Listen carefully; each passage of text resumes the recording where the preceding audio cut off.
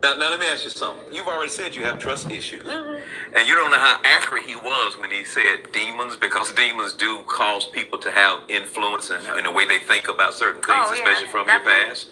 But what does he have to do to give you evidence that he can be trusted? What does he need to do? Honestly speaking, I don't think there's anything that he can do personally. It's really a growing process. It's really comes with change, like complete change, like on his part, on both of our part. Because there's some issues, like I said, that I have, and I can't completely trust him if I don't let those things go either. Okay. So I'm not just putting it all on him. Like I really want to. Top 3 things you need in order for you to resolve this trust issue. Top 3 things you need in order to resolve the trust issue. Consistency. Consistency on his part? Yes. In what area? In every area. Number 2? Honesty. Number 3? Being present more, like together more. So what you're saying is, I need these things in order for me to deal with it. It's not debatable. You're saying to your husband, this is what I need from you in order for it to work. Yeah. All right. So I'm gonna ask him the same thing, because it takes 2 to dance, and you just expressed your needs, and he heard it. So I'm gonna ask you to express the 3 things you need from her in order for this trust issue to be resolved. You know we're gonna argue after this. I promise you where I'm going with this. I think I'm gonna help you. 3 things you need in order to resolve this trust issue. I don't think it's 3 things. It's 1, understanding. So you just said you don't even understanding. Like, I was raised by a woman, so I know a woman never let nothing go. They always let it go for the moment, but be careful. There's a lot of women in this audience. Yeah, see, you bold. All these women trying to talking about, I don't know what you're talking about. I can let something go. You know? No. They can say whatever they want to say. I'm telling you, I was raised by one. I know what's going on. Like, a woman can let something go, but it always alters their attitude, their ways, their beliefs, their thinking. And no matter what you say or what you do, you always in the back of their mind, that person. Even if you have like one little spice or symptom of it, I knew he was doing it the whole time. Because it puts you back in that mind frame. Like, if you show a symptom of, if we've been here, and I know that you've used to doing this, as soon as you show a symptom, of course, it's going to put me all the way back into, okay, I remember when he did this. Yeah, because he made me feel this way. You need a new history. Once you do something, then you're going to have to build a new history block by block. Because no matter what you do, you're right. It's still in their mind. It's the hurt, the disappointment is still in their mind. So what your husband's asking for, he's like, I want understanding. All right, so that's what he said he needed. All right, now I'm going to say something now, because you said what you needed. 3, he says, I don't need but one thing, some understanding. Now, before we decipher that and debate it and all that other kind of stuff, I want to say something. I don't want you to ever forget this as long as you live, because this is how it works. How he treats you is none of your business. Your business is how you treat him. How she treats you is none of your business. Your business is how you treat her. Now watch what happens now when you put this together.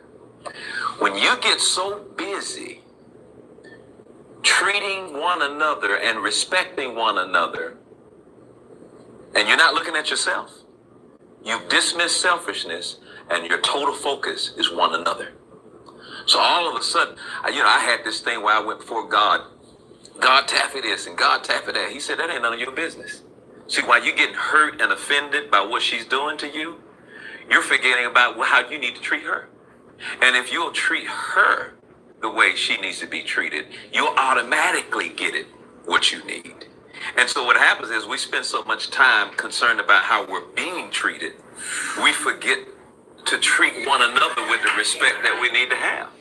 Does that make sense to you? It makes sense. And so what happens is, now, easier said than done, but I tell you, if you do it, you will discover a whole new level of intimacy in your marriage that you didn't even know was there. Salute, Raz Girl, J-Lo Rich, Miss Curlin, I see you. See, self-centeredness is that's the reason for bitterness, even thinking about what people say about you. You have to be self-centered in order for it to affect you. But if you pull yourself out of the center, it doesn't mess with you. When you're thinking about well, I don't appreciate what they said about me. I'm hurt. That's because you're in the center. Take yourself out the center. Focus on that other person, and what they do won't affect you the way it's affecting you when you're in the center. Now, all couples think I deserve this and I deserve that, and it's your fault and this, but you hurt me, and mom, but you did that to me, and you can just keep going on, because what happens is your emotions now take control. I guarantee you, if he won't think about himself and he come home and think, let me run this water for her, let me go get this food for her, let me do what I need to do for her, then you're going to come home thinking, God, dog, he did that for me. Let me do this for him. Let me do that. And you're so busy trying to meet one another's needs, you don't have time to think about your own. Let's get into this. Let's get into this. Loyalty, being consistent, being honest, being there for one another. Ladies and gentlemen, what if you can't overcome trust issues? What if the person that you meet, whether it's a man or it's a woman, because we do a great job at talking about high value. We do a great job at saying, well, let's throw a couple shots. You may be a dusty, you may be a trash bag, you may be this and maybe that. But the fact of the matter is, when you meet someone and you haven't healed from that past relationship, you haven't healed from the issues that you had in that past relationship because something happened that was foul. Hey, you might have been the one that was doing the foul stuff. What happens if you can't overcome trust issues? It's not personal. It's just that you treat everybody like that. You don't trust your friends, you don't trust your family, and you definitely don't trust the person that you're dating. And some of you guys don't trust the person that you're married to. Is that your problem or is that their problem? I really wanted to dive into this situation because I see a lot of people when they talk, and really when it gets down to the scenario, it's trust issues that I believe that it's on the person to recover from, not to forget, to recover from. You see what I'm saying? And I think that what needs to happen is that, I get it. Everybody has their barriers up. Everybody has their idea of what true loyalty is. Some people make excuses for it, and then other people make, they make boundaries for it. That means I'm going to set these benchmarks so that way I can stay protected. And you notice that a lot of times you're dating someone, they don't tell you like every single detail. Like it's like you have to pry it out them. Like they don't really tell you everything that they got going on or whatever case may be, because someone violated their trust. Someone misused their trust. So this would be my advice to those type of people. I would say that everyone is not the same. I would say give people the benefit of the doubt. I would say stay optimistic. I think that when you carry around that negative thought, that negative frame of thinking, and you start saying that this is everybody because a few individual people misuse your trust or violated your trust, I think when you carry around that negativity, what happens is you then start to project negativity. Even though negative happened to you and you have every right to say, you know what, I don't trust people because this X, Y, and Z happened or whatever, you have to give people the benefit of the doubt until they show you otherwise. Now, when you go into a situation like you say, okay, well, hey, I'm jumping back into the dating game. I want to get back out there after my heart got broke or whatever. I think it's time to get back on the horse. Now it's time for Stella to get her groove back. I think you should approach the situation with caution.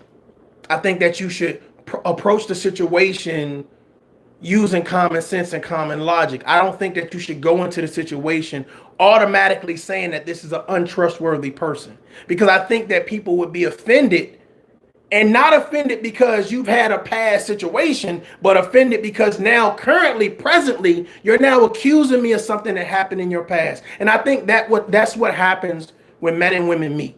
Men and men, women and women, men and women, whatever relationship you go after or whatever case may be. I think what happens is you put the wrongdoing on the new person. So now what they have to do is they have to overcome the wrongdoing that you put on them by somebody else. And I think that's unfair. Me personally, I think it's unfair. I think that when you meet me, base my actions off of what I do, base my character off of who I am, base what surrounds me, my aura, my energy, right, off of what I do. And I think a lot of people, what they do is they place hardship on a relationship. They self-sabotage the relationship. So when I heard this, I said, you know what?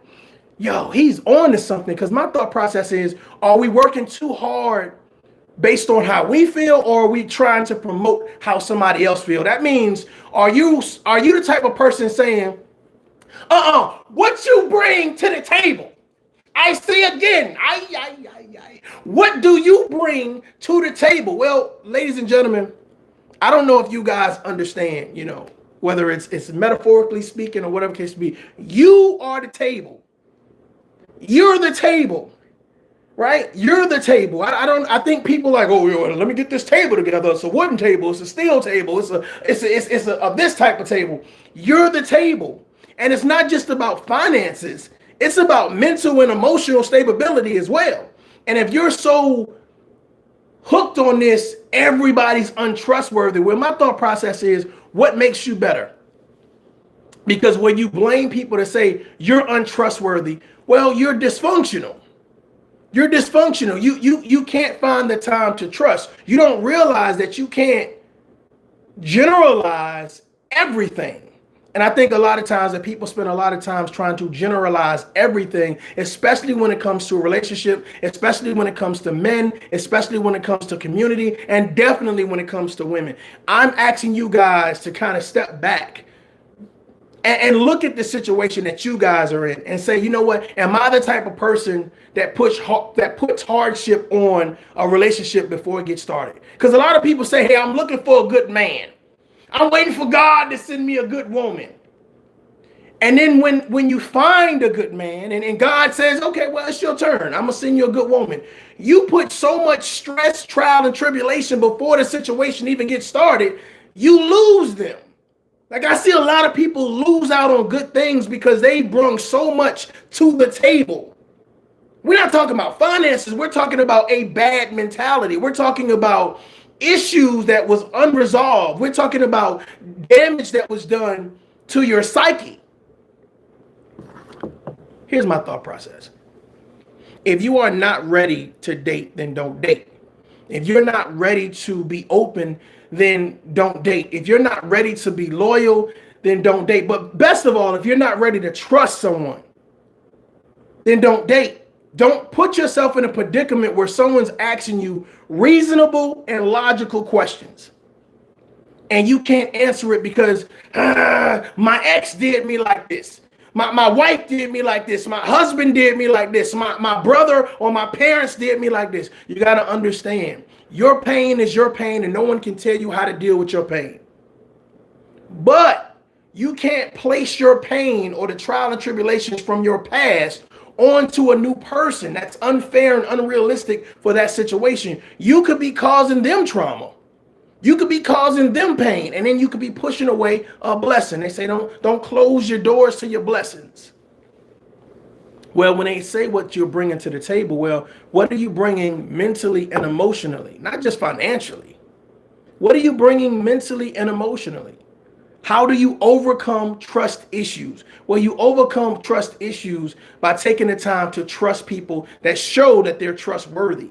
But you have to be open to saying, you know what, I'm going to trust you with a small bit of information. I'm going to trust you with a small bit of leeway. I'm not saying as soon as you meet somebody in the club, they should be at your house that night. I'm not saying that as soon as you meet somebody at Walmart, they should be around your kids. I'm saying to use discretion. A lot of people carry around the weight of the world because something has happened to them. Some type of way, shape, form, or fashion, they've been violated. And that's how they carry that sense of stress, anxiety, and anxiousness into the new relationship. And you put that onto the new person. You say, accept me as I am. I come here. Accept me. And the new person like, nah, I'm good on that. I'm straight. And then you get a lot of people saying, you ever see that person? They can't handle me. Men and women, they can't handle who I am. Well, the issue is that they shouldn't have to handle you. You're a grown person. You handle yourself. You handle your own stuff. I think it's realistic to say that every couple is going to go through trial and tribulation, some type of drama, et cetera, et cetera, et cetera. But it's the healthy people inside that situation that's going to have a healthy recovery. If you have negative people inside a situation, then 9 times out of 10, instead of making it better, they're going to pour fuel on a fire. And that's why you have those people that have those dramatic breakups. Like, everybody needs to know their personal business, because both of them are toxic, or at least one of them is a narcissist. So the fact of the matter is, when you have people like that that don't break up accordingly, that can't break up on respectable terms, you'll see a lot of that. But my thought process is, no matter how you break up, no matter what the situation is or whatever case may be, don't go and sabotage your life moving forward. Don't sabotage your personal relationships, your professional relationships, or how you think. A lot of people sabotage how they think based on the past, based on what has happened with one person or maybe a group of people. But the fact of the matter is, everybody is different. Everybody is different. It's not personal. I'm just saying, if you're going to level up, don't forget your mental and emotional state. I said what I said. This is Tough Love. I'm MarioJaye. Until next time, y'all are done up. Peace.